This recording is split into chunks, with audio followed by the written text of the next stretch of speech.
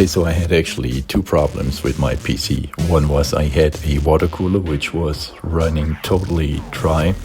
So I've changed that with a Coolmaster Hyper 212 EVO version 2. Since that the core temperature from over 100 centigrade dropped down to maximum 62 centigrade even while running games. And I've also changed the GeForce RTX 2060 with 6 gigabytes of RAM, and I swapped that out with Radeon RX 7600 with 8 gigs of RAM. And before it was pretty hard for me to play Forza Motorsport 2023 at all. I just could play it with 1080p, but then I had the overheating problem with the CPU.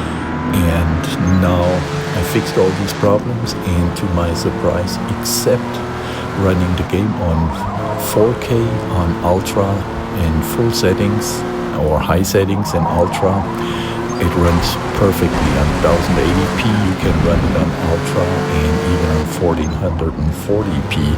I can actually run it on high and Ultra settings except 4K, but see for yourself.